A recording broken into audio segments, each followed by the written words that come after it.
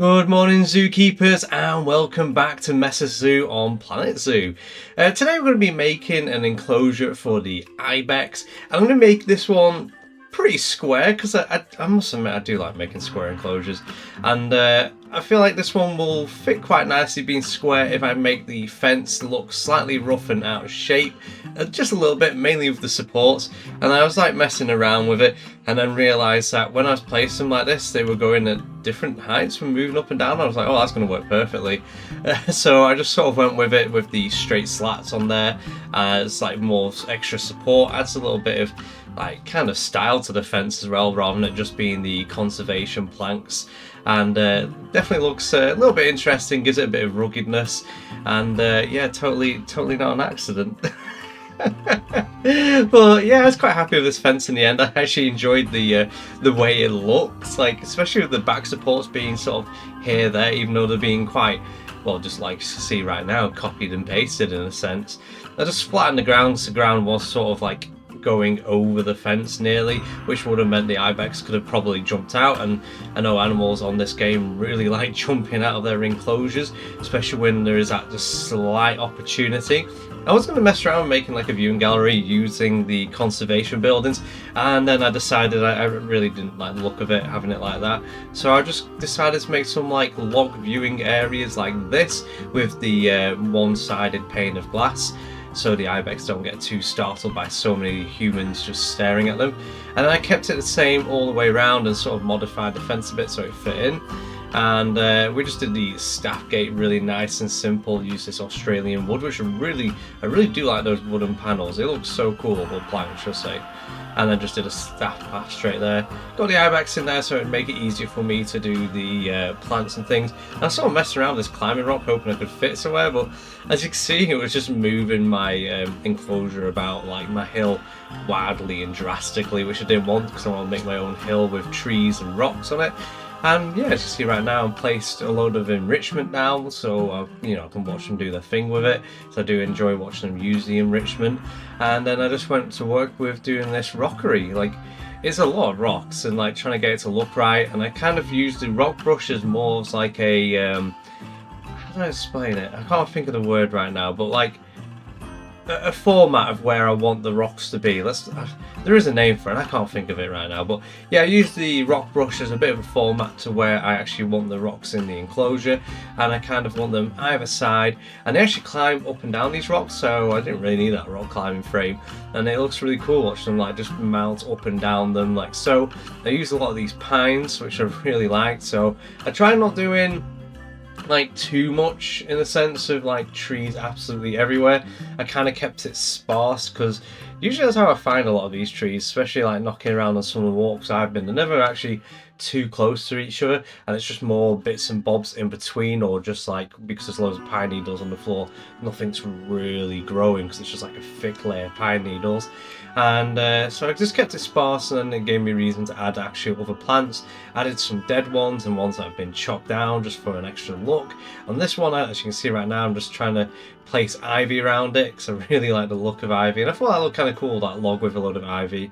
Certain areas I did the taller grass like this with the flowers, as it's the only one that they actually enjoyed. I know I'm on sandbox mode and I could put whatever plant I want in there, but I do try and keep it so it's plants that they like themselves. So when I do upload it to the workshop, which this one already has been, it's if someone uses it on challenge mode, I guess they're not going to be upset. Obviously I don't know the requirements in amount of plant matter, but it's all plants that they like or need, so all they would have to do is remove some plants or add some more plants, that kind of vibe. So yeah, that's the reason why I actually do it, so it's plants that they like rather than just plants that I like. In the corner here, I make this very simple like little shelter, and eventually I put a security camera in here, which is going to have like connected to a TV, so our guests can see what they're doing when they're asleep and things like this. And I just add a little bit extra like structure to it. Thinking about it now, I could have done something similar towards the back rather than just leaving it straight on the brickwork, but again, I can always come back to it and do that kind of thing, you know what I mean? It would just do adding a little bit extra to the roof, add a bit more character, so it's not just like a straight slump. I was going to add one on the back, but then it looks a bit weird against the fencing. And there you can see there's the Big Brother camera with it's using the security camera. All you have to do is name the TV Big Brother, and then you can connect it up to security cameras, which is really cool, especially when making like these little secret like viewing areas within your enclosure. I've started using them a little bit more than I did when I found out. Because when I found out, I did one video and then I sort of like didn't do it again. So yeah, I started using them a bit more, so I really do like being able to just look into like the enclosures from like staff perspective. And it's kind of almost like a meme to me as well, with it being like, kind of reminds me, have you seen this person and you see the picture of the CCTV and you can barely make out their face because of the low quality of the camera? It has that kind of feel to it. Obviously it's like janky when the animals move, but still it is really cool to see. And as you can probably tell, I've actually got a lot of shots of the ibex. I really enjoyed just watching them run around the enclosure. I was like trying to figure out which ones, like bits I wanted to cut. So I already have cut a load of footage out of this of just like clips of the ibex doing their things around the enclosure, because I watched them for a while, so it's quite entertaining to be honest. And it was hard to like pick out what I think personally was the best shots. But I'd really like, it was a good fun making this enclosure. I feel like they look great in here. Obviously around the park it's a little bit barren. Like I'm leaving to decorations to the actual zoo itself a little bit later on. Maybe when I've completed a section, then go around decorating that section, or just wait till I've completed the zoo and go around decorating it. Like I'm not too sure really what I need to do, like what, not really what I need to do, what I want to do basically.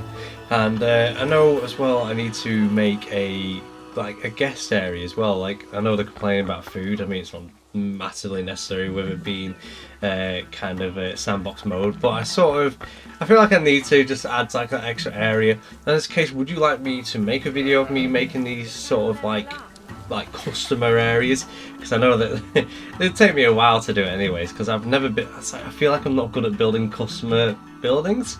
It's sort of like I do a bit by bit with them. So I'm going to do a seating area, like food area, shop area kind of thing, and just trying to figure out how I want to do it. Do I want it theming? Do I want it decorating? That kind of style. But I haven't really picked myself like with the buildings. I've kind of used a bit of like Australian wood and things like this. I haven't fully picked the way I'd like it to look. But yeah, I hope you've enjoyed this, and I'm going to leave you with this last extra shot of me going using a cinematic camera trail of the enclosure. But yeah, it's in the workshop if you'd like to add it, and if you do add it, let me know. If you make any changes to it, get some screenshots, send it to me on Instagram or in the Discord. I'd love to see what people do with these builds. And yeah, thank you for watching. Until next time, I'll see you later.